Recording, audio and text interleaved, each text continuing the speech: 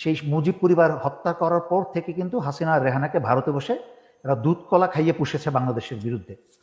এবং এদেরকে যদি আজকে দুধ কলা খাইয়ে পুষে যদি বাংলাদেশের বিরুদ্ধে নিয়োগ করেছে, এত বছর বাংলাদেশে এত ক্ষতি করেছে, এখানে যদি ভারত শেষ মুহূর্তে যদি হাসিনাকে প্রোটেকশন না দেয়, তাহলে বাংলাদেশে আর কোনো দ্বিতীয় ব্যক্তিকে বাংলাদেশের বিরুদ্ধে দেশদ্রোহী হিসেবে হাসিনার জায়গায় আরেকটা তৈরি করা যাবে না, আরেকটা হাসিনা, আর একটা অসভ্য পুরুষ বা নারীকে তৈরি করা যাবে না।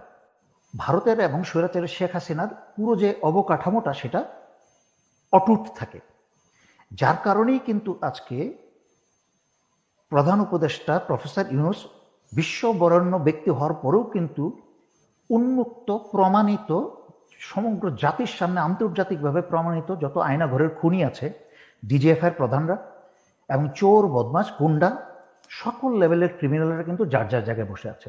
ওই মগবাজারের মসজিদ রোডে ভোট কেন্দ্রে ঢুকে দেখি প্রিজাইডিং অফিসার সুদ্ধা সিল মারছে ধানের শীষে, কানের উপরে চর মেরে চেয়ার থেকে ফেলে দিয়েছিলাম। একই সাথে আমাদের ওয়্যারলেসের খবর আসছে যে আমাদের ইউনিটেরই 30 বাংলার আরেক অফিসার লেফটেন্যান্ট, সে কার্জন হলের ভোট কেন্দ্রে সে এক প্রফেসরকে থাপ্পড় মেরে ফেলে দিয়েছে। এই ছিল সেনাবাহিনীর চরিত্র, দেশপ্রেমী। হাসনাত যা বলেছে সেটা কিন্তু বিনা মেঘে বজ্রপাত নয়। যদি এমন হতো যে হাসনাত যা বলেছে তার সাথে এই গত 5ই আগস্ট থেকে এই পর্যন্ত যা কিছু হয়েছে বা চলছে তার সাথে কোনো প্রাসঙ্গিকতা নেই বা প্রাসঙ্গিক না, তাহলে হয়তো সন্দেহ জাগতো যে কোনো নাটক কিনা। হাসনাত যা বলেছে তার প্রতিটা কথার সাথে কিন্তু সকল কিছু সম্পর্ক আছে। যেমন আমি এই জন্য বলছি, মানুষ যেন গা ভাসিয়ে না দেয়, কারণ বিএনপি সকালে এক কথা বলে, দুপুরে এক কথা বলে, বিকালে এক কথা বলে। মুনাফিকির চরম সীমায় বিএনপি, এবং বিএনপি জনগণের কাছ থেকে সকল আস্থা হারিয়ে ফেলেছে ইতিমধ্যে।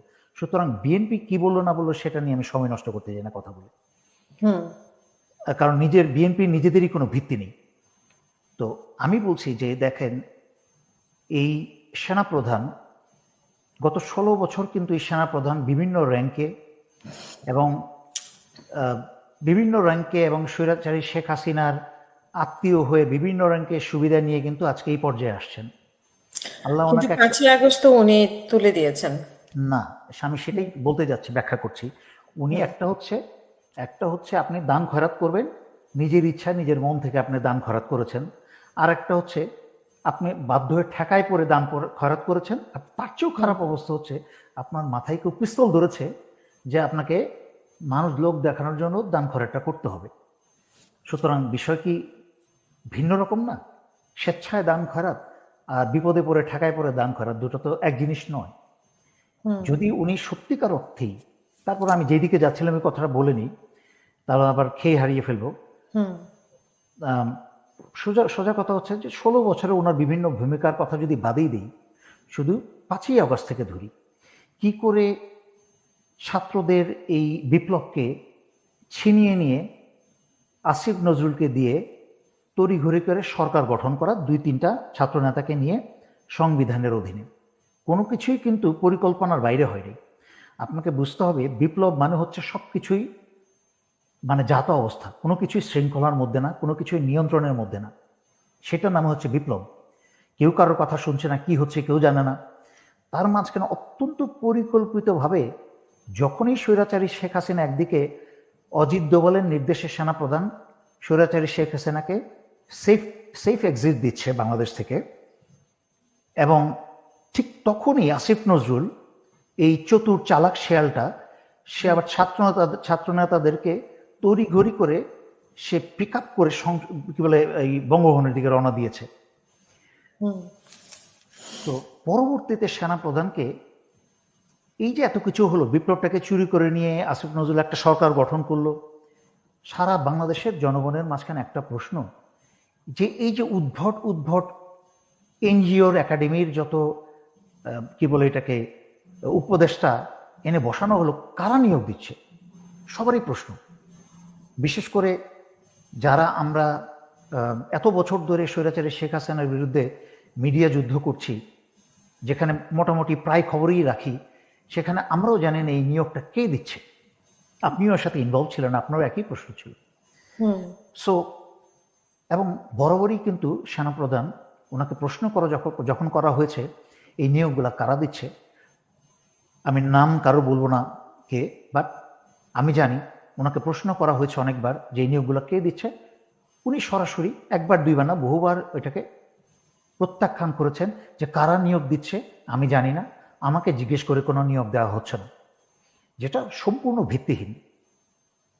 এই নিয়োগের গুরুত্বপূর্ণ পদগুলো কিন্তু সেনা প্রধানের ইঙ্গিতেই হয়েছে, ওনার নির্দেশেই হয়েছে।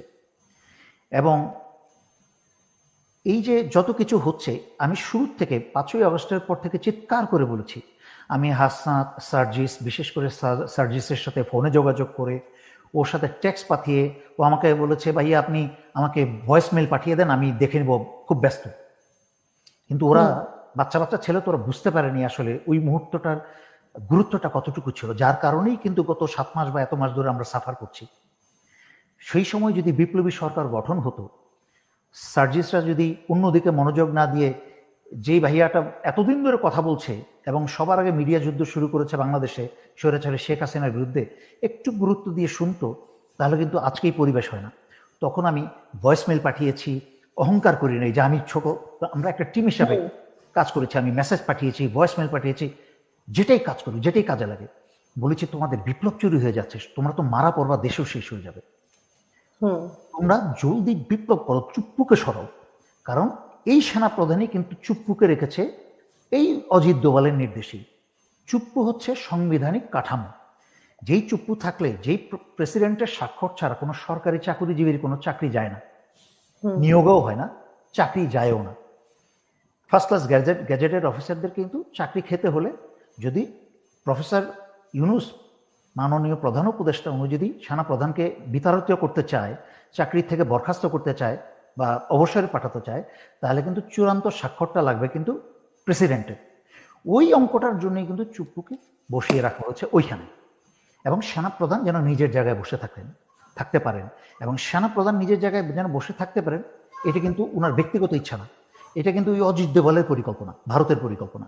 কারণ সেনা প্রধান নিজের জায়গায় থাকলে পরে ভারতের এবং স্বৈরাচারী শেখ হাসিনার পুরো যে অবকাঠামোটা সেটা অটুট থাকে। যার কারণেই কিন্তু আজকে প্রধান উপদেষ্টা প্রফেসর ইউনুস বিশ্ববরেণ্য ব্যক্তি হওয়ার পরেও কিন্তু উন্মুক্ত, প্রমাণিত, সমগ্র জাতির সামনে আন্তর্জাতিকভাবে প্রমাণিত যত আয়নাঘরের খুনি আছে, ডিজিএফআই প্রধানরা এবং চোর, বদমাশ, গুন্ডা, সকল লেভেলের ক্রিমিনালরা কিন্তু যার যার জায়গায় বসে আছে এবং তার সেনানিবাসের ভিতরে বসে আছে, সেনানিবাসের ভিতরে বসে আছে। সেনা প্রধানের কোর্সমেট যে সবচেয়ে বড় খুনির মাঝখানে একজন, 2-3 জন বড় খুনির মাঝখানে একজন, লেফটেন্যান্ট জেনারেল আকবর। তো এই লেফটেন্যান্ট আকবর কিন্তু এই 13 লং কোর্সের এই অফিসারগুলো কিন্তু 3 বাহিনী প্রধান কিন্তু তারা এই জেনারেল আকবর এবং আরো বাকি খুনিদেরকে প্রোটেকশন দিয়ে রেখেছে। সেখানে প্রফেসর ইউনুস কিন্তু তাদেরকে বের করে এনে গ্রেপ্তার করতে পারছেন না। বাট ওইটা আলাদা ডিসকাশন, কিন্তু এটা সেনা প্রধানের মাথায় আসছেন যে প্রফেসর ইউনুস কোন লাইনে কাজ করেন, এটা এখনো কিন্তু বুঝতে পারছে না। আন্তর্জাতিক সমগ্র সমর্থন নিয়ে উনি এমনভাবে নিয়ে আসছেন, দেখেন জাতিসংঘের মহাসচিবকে কিন্তু নিয়ে আসছে বাংলাদেশে, খেয়াল করে দেখেন, মহাসচিবকে নিয়ে এসে একদিনের জন্য না, সকালে এসে সন্ধ্যায় চলে যান, 4 দিন ছিল। হ্যাঁ, যেটা পৃথিবীর কোনো নেতা করে নাই। সেখানে গিয়ে ওই রোহিঙ্গার ক্যাম্পের মাঝখানে মতো একটা ঝুঁকিপূর্ণ জায়গায় গিয়ে প্রফেসর ইউনুস কিন্তু ওই 84-85 বছর বয়সে কিন্তু ভয় পায় নাই, গোটারেসও কিন্তু ভয় পায় নাই এই বয়সে। দুইজন কিন্তু ওইখানে গিয়ে লাখ মানুষের সাথে বসে খেয়ে আসছে, এটা কিন্তু একটা বিরাট বড় ব্যাপার। শুধু তাই না, যেই ওই জায়গাটা কিন্তু সমস্ত চোর, বদমাশ এবং ওই গাঞ্জাখোর এবং ড্রাগ অ্যাডিক্টের জায়গা, ওইখানে চালানকারী প্লাস ভারতীয় অন্যান্য ক্রিমিনাল তো আছেই। তো সেখান থেকে এইটা করে আসছে। দ্বিতীয়ত ওই কি বলে এটাকে, ওই যে গ্যাবার্টকে নিয়ে এসে ইন্ডিয়া যেটা করলো, প্রপাগান্ডা করলো তুলসী গ্যাবার্টকে নিয়ে, হ্যাঁ তুলসী গ্যাবার্টকে নিয়ে প্রপাগান্ডা করার পরে আমি তো খুব অ্যাক্টিভ ছিলাম টুইটারে এবং সব জায়গায়। তার পরবর্তীতে যখন হোয়াইট হাউসে প্রেস ব্রিফিং হলো, সেই প্রেস ব্রিফিংয়ে ওই ভারতের মলম বিক্রেতার সাংবাদিক কিন্তু প্রশ্ন করেছে ওই সুর তুলেই যে তুলসী গ্যাবার্ট যে এত অভিযোগ করলো, তোমরা প্রফেসর ইউনুসকে সরাবা নাকি, তার বিরুদ্ধে কোনো ব্যবস্থা নেবে নাকি। কিন্তু খুব ঠান্ডা মাথায় এই ট্রাম্পের এত দৌরাত্মের পরেও কাউবয়ের মতো কাজ করে চলছে সারা পৃথিবীতে, তারপরেও কতটুকু সম্মান করলে প্রফেসর ইউনুসকে সেই কাউবয় ট্রাম্পের প্রেস সচিব বা প্রেস ব্রিফিং এসে ওই মহিলা সে তাকে ওই মলম বিক্রেতাকে থামিয়ে দিয়ে সে বলল যে আমরা মাইনরিটির উপরে অন্যায় অত্যাচার কোনো দেশই গ্রহণ করি না। এবং সে লাস্টে কি বলল যে প্রফেসর ইউনূস বাংলাদেশে যেই ব্যবস্থা নিয়েছে, পদক্ষেপ নিয়েছে, সেটা আমরা প্রশংসা করি। একেবারে ওই মোদির মুখের উপর থাপ্পড় মেরে দিল।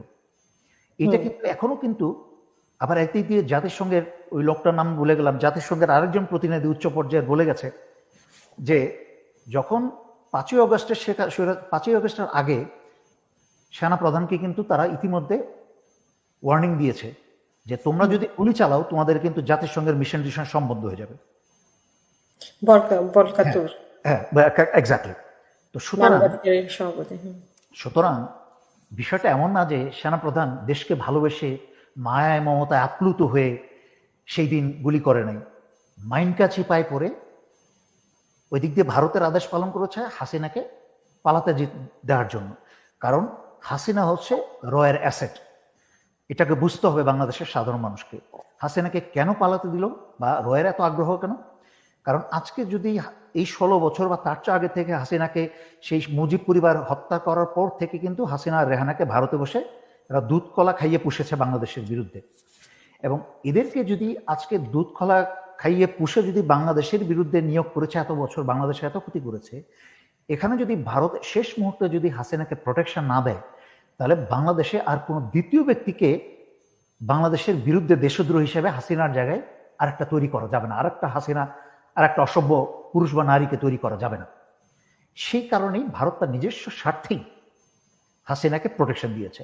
আর সেনাপ্রধান জাস্ট ভারতের আজ্ঞাবহ এবং ওই দিক দিয়ে জাতিসংঘের হুঁশিয়ারি সবকিছু মিলেই কিন্তু উনি মাইনকা চিপা পরেই।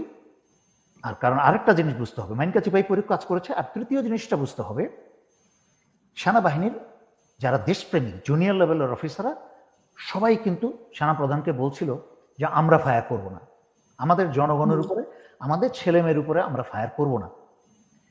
চোর বদমাশগুলো বলছিল, যারা হাসিনার চোর বদমাশ জেনারেল ছিল, তারা কিন্তু বলছিল ফায়ার করতে, কয়েকজন করেছে। তারা এখন বহাল তবিয়তে কিন্তু চাকরিতে আছে সেনানিবাসে, এই জেনারেল ওয়াকারের অধীনেই। এখানে একটা জিনিস বুঝতে হবে, বাকি সেনানিবাসের যারা ভারতের এবং স্বৈরাচারী শেখ হাসিনার ঘুষে যারা অন্ধ হয়ে যায় নাই, মোহতে পাগল হয়ে যায় নাই, তারা কিন্তু বুঝতে পারছিল যেখানে গণভবন গুঁড়া করে দেওয়া হয়েছে, সেখানে সেনানিবাসে এই কি বল ক্ষোভে আক্রোশে যেসব জনতা সারা বাংলাদেশে আগুন জ্বলছিল, তারা সেনানিবাসে প্রবেশ করতে 1 মিনিট চিন্তা করতো না। আর তখন কিন্তু আপনার যদি মনে পড়ে, সেই 4ই আগস্ট রাত্রে, 4ই আগস্ট তার 1 সপ্তাহ 2 সপ্তাহ কিন্তু আমি কন্টিনিউয়াস লাইভ করছিলাম, দিনে 4টা-5টা করে। আমি যেই নির্দেশ দিচ্ছিলাম সেই নির্দেশেই কিন্তু ছাত্ররা পালন করছিল। মূর্তি ভাঙতে বলছিলাম, ছবি ছড়ে ফেলতে বলছিলাম, গণভবন যেতে বলছিলাম, সেই মুহূর্তে যাচ্ছিল এবং ভিডিও পাঠাচ্ছিল, এবং আমি কন্টিনিউয়াস লাইভে ছিলাম। আমি তখন জেনারেল ওয়াকার উদ্দেশ্যে আমি বলেছিলাম, যদি 24 ঘন্টার মাঝখানে শেখ হাসিনা পদত্যাগ না করে, তাহলে ক্যান্টনমেন্টের ভিতরে কিন্তু সেনানিবাসে আক্রমণ করবে। যখন আপনাদের বউ বাচ্চা নিয়ে যদি জ্বলন্ত গাড়ির ভিতরে জ্বলন্ত কিছু দুর্ঘটনা ঘটে, তার জন্য কিন্তু এই জাতি দায়ী থাকবে না। তখন 13 ঘন্টার মাঝখানে কিন্তু স্বৈরাচারী শেখ হাসিনা পালায়। তার মানে কোনো কিছুই কিন্তু জেনারেল ওয়াকার দেশের ভালোবাসায়, দেশপ্রেমে, প্রফেশনালিজমে করে নেই। কারণ আপনি দেখেন, আল্লাহ ওনাকে একটা বিশাল বড় সুযোগ দিয়েছে যে এই যে 5ই আগস্টের পরে যারা একটু চিন্তাশীল, যারা খবর রাখে, সাধারণ চিন্তাশীল হওয়া লাগে না, যারা সাধারণ খবর রাখে, তারাও কিন্তু জানতো জেনারেল ওয়াকার শেখ হাসিনার আত্মীয় এবং শেখ হাসিনার কি বলে হালেই ধরবে, ওনার স্বার্থটাই দেখবে। কিন্তু তারপরেও কিন্তু মানুষ একটা অত্যন্ত সহানুভূতির সাথে কিন্তু ওনার প্রতি একটা ভালোবাসা জনগণের এসেছিল। জনগণ কিন্তু ওনাকে একটা সুযোগ দিয়েছিল, এবং ওনার ওই দিনের 5ই আগস্টের পরে একটা বিরাট বড় সুযোগ ছিল ঘুরে দাঁড়ানোর। কিন্তু যে কারণে উনি নিজে অবহেলায়, হেলায় এবং মূর্খতায়, আমি দুঃখজনক হলেও সত্যি যেটা বলবো, যে চুল পাকলেই কিন্তু জ্ঞানী হয় না, বয়স বাড়লেই কিন্তু মানুষের জ্ঞান হয় না, বয়সের সাথে সাথে আনুপাতিক হারে জ্ঞানটাকে অর্জন করতে হয়। আর যেই রাস্তাঘাটে খাবারের অভাবে রাস্তার পাশে ফুটপাতে শুয়ে থাকে, তারও চুল পাকে, ঠিক আছে? আবার বিশ্ববিদ্যালয়ে দেশে বিদেশে অক্সফোর্ডে প্রফেসর মানুষকে শিক্ষা দিয়ে দিয়েও কিন্তু চুল পাকে। সো চুল পাকলেই ওই যে উনি বলেছেন না 40 বছরই চাকরিতে ছিলাম, 40 বছর চাকরিতে অনেকেই থাকে, ঠিক আছে? আবার অনেকেই আরো বিভিন্ন র্যাঙ্কে থাকে। তো সবার 40 বছর চাকরি করলেই বুদ্ধি হয় না। ওনার সুযোগটা আসেও, উনি সুযোগটা হারিয়েছেন। শুধু হারান নাই, উনি পদে পদে প্রমাণ করে এসেছেন দেশে অস্থিতিশীল পরিস্থিতি সৃষ্টি করে। যেমন বিচারিক ক্ষমতা নিয়ে সশস্ত্র বাহিনী মাঠে ছিল, বিশেষ করে সেনাবাহিনী, কিন্তু দিনে দিনে আইন শৃঙ্খলার অবনতি হচ্ছিল। এটা কেন হচ্ছিল? সশস্ত্র বাহিনী নির্লিপ্ত অবস্থায় সশস্ত্র বাহিনীকে বসিয়ে রেখেছে। আমরা আমাদেরকে যখন বিভিন্ন সময় 1991, 96 এবং তার পরবর্তী সময়েও মানে যখনই আমরা দেখেছি যে আর্মি নেমেছে তখন কিন্তু সবকিছু ঠান্ডা হয়ে যায়, এটাই আমাদের 96 নির্বাচনে আমি ওই মগবাজারের মসজিদ রোডে ভোট কেন্দ্রে ঢুকে দেখি প্রিজাইডিং অফিসার সুদ্ধা সিল মারছে ধানের শীষে, কানের উপরে চর মেরে চেয়ার থেকে ফেলে দিয়েছিলাম। একই সাথে আমাদের ওয়্যারলেসের খবর আসছে যে আমাদের ইউনিটেরই 30 বাঙ্গালার আরেক অফিসার, লেফটেন্যান্ট, সে কার্জন হলের ভোট কেন্দ্রে সে এক প্রফেসরকে থাপ্পড় মেরে ফেলে দিয়েছে। এই ছিল সেনাবাহিনীর চরিত্র, দেশপ্রেমিক। আর এখন ওই মন্ত্রী মিনিস্টার তো বাদ দিলাম, উপজেলা চেয়ারম্যানের পা ধরে বসে থাকে প্রমোশনের জন্য।